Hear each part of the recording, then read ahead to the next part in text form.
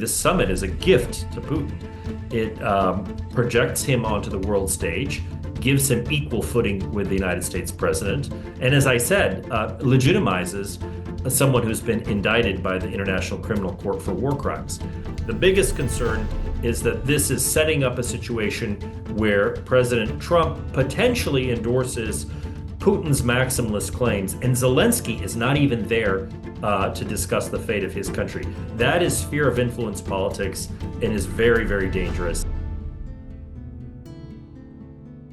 Hello and welcome to Independence Avenue Media. I'm Kartul Sharashenidze, and today we are discussing the Alaska summit between President Trump and President Putin, along with the latest developments in the South Caucasus. I think it's an unequivocally good step forward.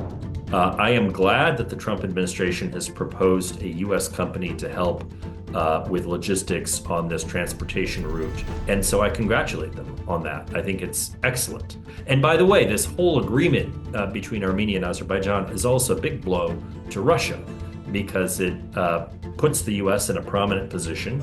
It excludes Russia. Today I'm joined by Ambassador Mike Carpenter, who served as Senior Director for Europe at the National Security Council under President Biden and held a senior defense position covering Russia and Eastern Europe during the Obama administration.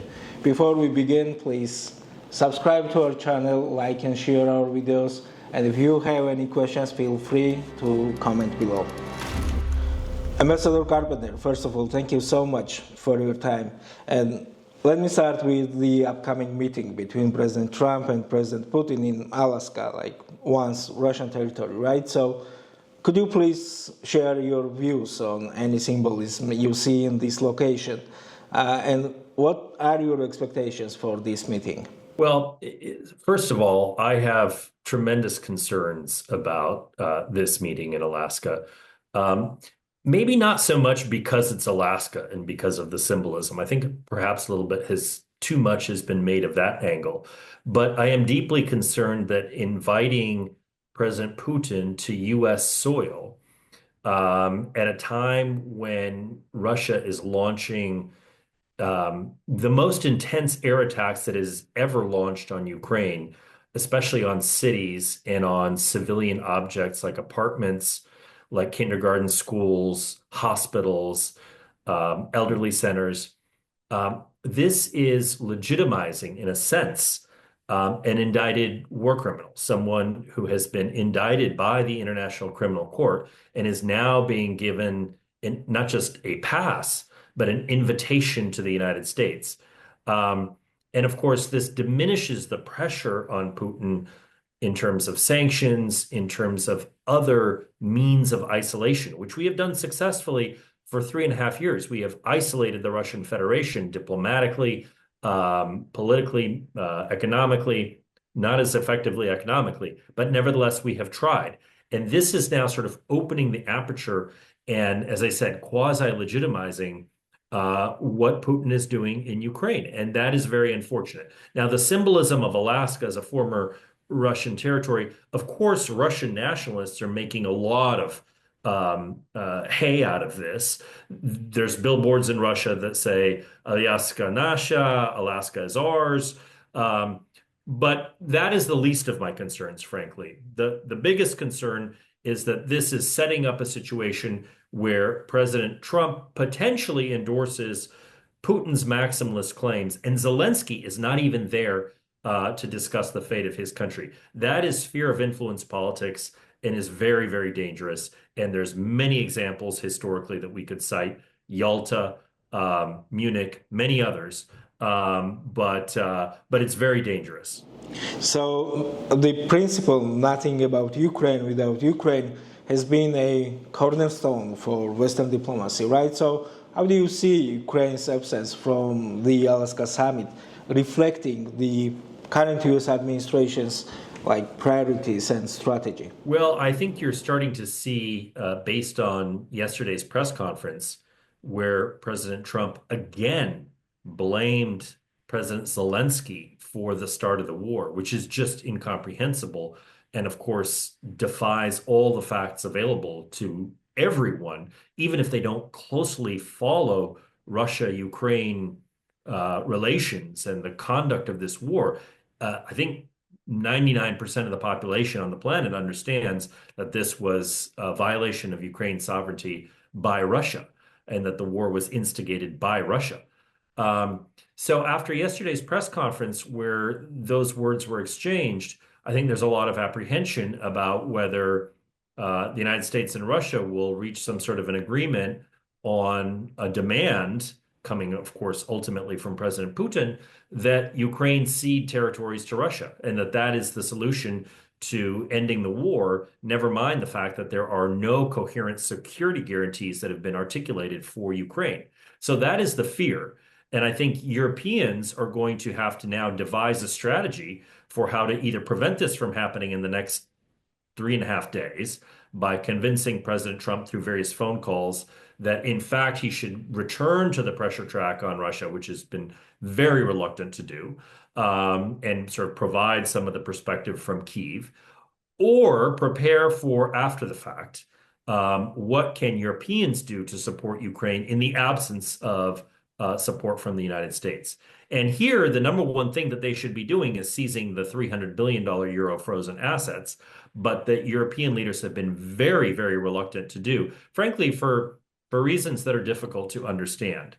And especially at a moment like this, when so many Europeans are saying that this war is existential for European security, it belies belief that that they would not act on something that is well within their power and that could really be a game changer in terms of the trajectory of the war. Regarding yesterday's press conference, President Trump said that there might be good things for both sides and also bad things for both sides, referring to Russia and Ukraine. So could you please help us understand what do you think might be these bad things for Russia and for Ukraine, coming out for this summit? How do you see this playing out? Well, look, we don't know the intricacies of what was discussed between Trump's envoy, Steve Witkoff, and President Putin in Moscow. We do know that Witkoff came back and appeared to think, at least, or believe that Russia had promised that there would be some swap of territories. In other words, that some of the land that Russia controls would be exchanged or given to Ukraine in return for Ukraine potentially giving some of the territory that Russia has not yet occupied in Donetsk and Luhansk. That appears to be completely false. It appears that there was a misunderstanding by Mr. Witkoff. Putin has retained all of his maximalist demands, which is that 5 regions or oblasts of Ukraine be given to Russia: Crimea, Donetsk, Luhansk, Zaporizhia, and Kherson. That, of course, is unacceptable to Ukrainians. And so it's hard to see anything good that comes out of this for Ukraine or anything bad that comes out of this for Russia, because this is, frankly, this summit is a gift to Putin. It projects him onto the world stage, gives him equal footing with the United States president, and as I said, legitimizes someone who's been indicted by the International Criminal Court for war crimes. It's hard to see how anything bad comes of this for Moscow, for the Kremlin. It's all good as far as they're concerned. Now, if there were some agreement to provide long-term security guarantees, that might be a different story. But nothing of the sort that I understand, at least that's been in the public narrative, has been discussed. You mentioned how the EU would need to be ready for potential outcomes of the summit. So we've seen some successful engagement between President Trump and NATO, as well as between President Trump and the EU leaders in recent months, right? So regarding NATO defense spending and also... Yeah, although I would take issue with that characterization. I mean, I think the expectations were set so low that the fact that the United States did not withdraw from NATO was cheered by most of our allies as a giant success. In fact, and yes, there was an agreement to spend 3.5% of GDP on defense and 1.5% on resilience, but that agreement is unlikely to be met by allies anytime soon. There's still roughly 1/3 of allies that haven't met the previous benchmark of 2%. And don't forget that the NATO summit could not agree on a strategy on Russia, which was mandated by the previous summit that I helped organize in Washington, where one of the taskings was for leaders to develop a strategy on Russia to update the strategic concept. That was not done because there was a disagreement over how to approach Russia strategically. And that was a big failing of the summit. And also, there was nothing substantive to support Ukraine that came out of that summit. So I think that, Mark Rutte and his team very carefully planned and presided over a summit that was portrayed in the international media as a big success. But in fact, if you look at it objectively, would have been declared a gigantic failure under any other president. Certainly under the president I worked for, Joe Biden, if we had had a summit like that, we would have been criticized for months and years for producing a summit that gave Ukraine literally nothing. Yeah, I understand your point, but my point is, like, publicly, there have been statements that NATO is more united now than ever. We've seen EU leaders and NATO leaders trying to maintain good relations with President Trump, and we've seen agreements on how NATO should supply Ukraine with weapons, right? So, but now we are seeing concerns from these same EU leaders regarding the Alaska summit. So my question is, do you see transatlantic relations at the stake because of this Alaska summit, even though the public messaging says everything is fine? Look, I think there's a huge gap that has opened up between the rhetoric of many transatlantic leaders and the reality of the transatlantic relationship. And I don't think the public is so naive as to believe all of the words that are being said. It is not the case that NATO has never been more united. I just cited a huge disagreement that prevented the adoption of a strategy on Russia. If there's one threat to the alliance in contemporary times, it is the threat of both Russia hybrid action and Russia hot war in Ukraine. That is the premier security threat to NATO. And NATO allies can't even agree on how to characterize that threat and how to counter it. And of course, there's Hungary, there's Slovakia, but the biggest rift is in terms of strategic orientations and visions between the United States and the rest of the alliance. And that is something that neither the NATO Secretary General nor most allied leaders want to talk about. And I understand that they want to maintain an open channel of communication with Washington and want to convince the administration to continue to support Ukraine, if at all possible, or to continue to allow for at least military sales, or at a bare minimum, to continue to allow for intelligence sharing with Ukraine. I understand all of that, but that gloss does not obscure the reality that privately, European leaders are petrified of what is going to happen in Alaska and what the aftermath will be and what they will need to do if the United States decides to back in some way, shape, or form a Russian proposal for Ukrainian capitulation. Let me move to the South Caucasus. The last week's White House meeting where President Trump hosted Armenia's Pashinyan and Azerbaijan's Aliyev for the signing of peace declaration to end the decades-old conflict. So do you think this agreement can bring lasting peace in the South Caucasus? And how do you see what happened last week? Well, thank you. Yeah, I see the agreement as a step forward. And a lot of the elements of that agreement had been negotiated between Armenia and Azerbaijan in the previous administration that I worked in. A lot of those elements were agreed between the two sides. They made a lot of the progress themselves. So I'm not claiming that the United States should get all the credit for it. But we did a lot of the diplomatic spade work in 2024, frankly, to get to the point where they could sign that agreement at the White House. I think it's an unequivocally good step forward. I am glad that the Trump administration has proposed a U.S. company to help with logistics on this transportation route between Azerbaijan proper and Nakhchivan. I think that is an innovative step forward that allowed for the signing ceremony to take place.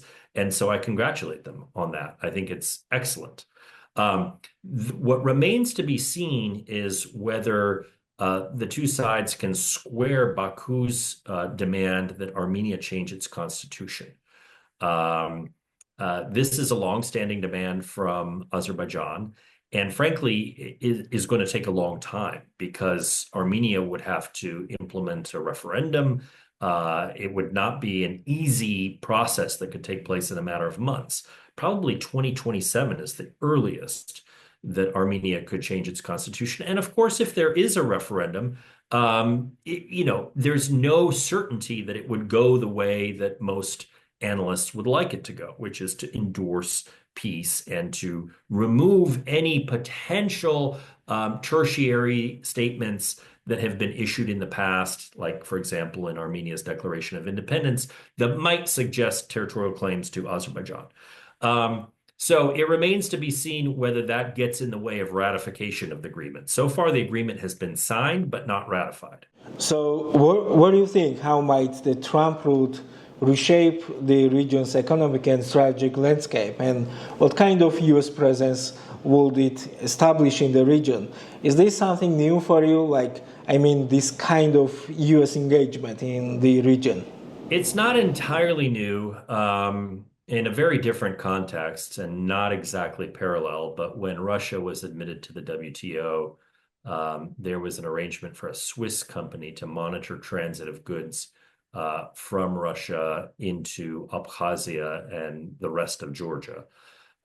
So there's a precedent for involving private third-party companies in the monitoring of transit. In this case, it's not a corridor because there's no extraterritoriality. So Armenia preserves its sovereignty, but there is a trusted third party in the form of a future U.S. company that will bid on a contract that will oversee the communications link between Azerbaijan proper and Nakhchivan, which will assure, hopefully, that Azeri transit is not molested, is not harassed, is allowed to proceed. And that will in turn create the preconditions for the southern corridor through the South Caucasus to really open up its aperture as a destination for goods and raw materials coming from Central Asia and going to Europe, and vice versa, goods flowing from Europe to Central Asia. But mostly, this is a huge opportunity for the Central Asian countries, Kazakhstan, Turkmenistan, etc., to ship raw materials through a route that avoids Russia and that eventually reaches destinations in Europe. And by the way, this whole agreement between Armenia and Azerbaijan is also a big blow to Russia because it puts the U.S. in a prominent position of securing the transit of goods, like I said, but it excludes Russia. Now, Russia has gained traction and influence in Georgia, which is a separate story, but at least as far as the Armenia-Azerbaijan agreement goes, it really diminishes Russia's influence. You mentioned Georgia, and you also said that this Trump route would be a good opportunity for countries to avoid Russia, right? But there is already this existing middle corridor through Georgia. So how do you see this future of it? There are some concerns that Georgia might lose its important role in the region. Well, I think the creation of a corridor that would flow through Armenia will diversify the options available to international companies. And Georgia will not be the sole sort of choke point through which east-west trade occurs south of the Caucasus Mountains. But Georgia, in general, is by moving closer to China, by moving closer to Iran, by moving closer to Russia, is becoming less and less of a player in terms of economic integration amongst Western countries. Its EU membership prospects are as dim now as they've ever been. I mean, in fact, it's a very dark time in Georgia. The country is both moving in an authoritarian direction, and its prospects for joining the EU, not to mention NATO, are negligible. Given Georgia's strained relations with the West, and no restoration of the suspended U.S.-Georgia strategic partnership. How do you see the future of U.S.-Georgia relations? Well, Georgia has always been the most advanced democratic political system, east of the Black Sea. It's been in the region, the one democracy, the shining example of a pluralistic, vibrant civil society, and a country that slowly but surely was progressing towards Euro-Atlantic institutions, and had a real chance, I think, of joining the EU, even just 2 years ago. But then, the powers that be in Georgia took a dramatic turn towards authoritarianism. They passed this foreign agent law, a number of other laws that allowed for offshore corruption, or legalized corruption, and cracked down on civil society and basically made a strategic U-turn away from Euro-Atlantic integration.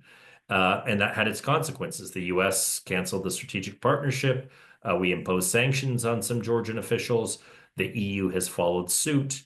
It's a country that is almost unrecognizable politically today from where it was 3 years ago, not to mention 5 or 10 years ago. A few weeks ago, NATO held a military exercise in Georgia.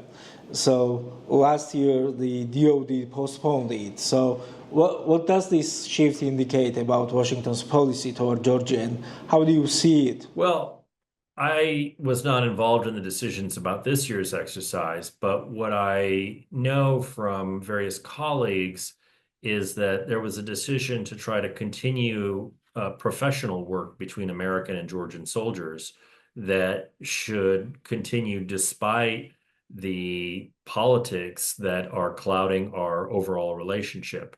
And I don't disagree with that decision. I think it's important for the U.S. to maintain ties with Georgian civil society and various Georgian actors and institutions, if at all possible. But again, because the government has taken the country in such a different strategic direction, it's very hard to see how we can sustain these sorts of partnerships over time.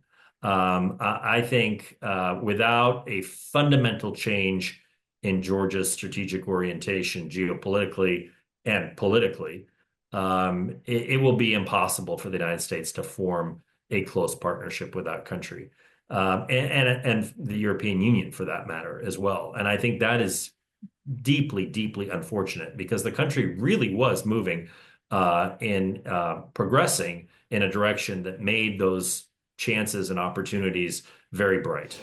I have two more questions, if I may, please. So I'd like to ask you about the so-called Global War Party conspiracy theories coming from the Georgian Dream. So what is your observation on this? And also, can the South Caucasus be strong without a Georgia that has Western aspirations? And what would it mean for the region if strained relations between Georgia and the West continue? Well, the Global War Party rhetoric is propaganda that was manufactured by the Georgian Dream government, and those associated with it. And it's just a tool to try to cast Western countries as bent on dragging Georgia into the Ukraine-Russia war, which is nonsense. No one ever wanted to drag Georgia into the conflict. Everybody understood that Georgia was vulnerable because 20% of its territory is occupied by Russia. So it's complete nonsense and lies, but it was useful propaganda that the regime was able to use with those segments of the population who were afraid that there potentially might be another conflict and that would ruin their lives and their livelihoods. And, one can understand that fear.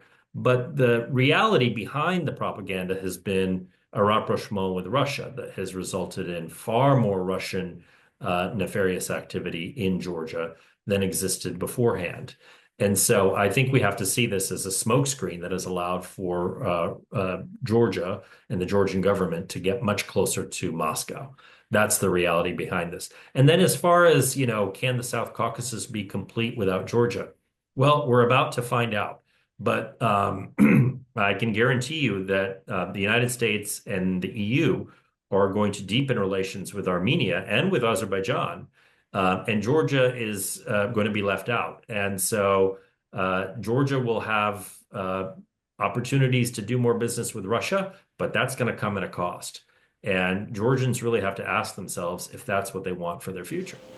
Right, so this is my very last question. So what should the U.S. strategy be for the South Caucasus? Is there a clear strategy for this region right now, or was there one during the previous administration? Why is this region important for U.S. national interests and security? Well, I think it's a critically important region for U.S.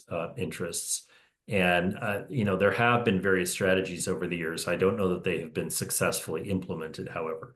The words on paper have been okay, but the actions that various administrations have taken, I'll be critical of the last one as well, have not really cemented our strategic foothold.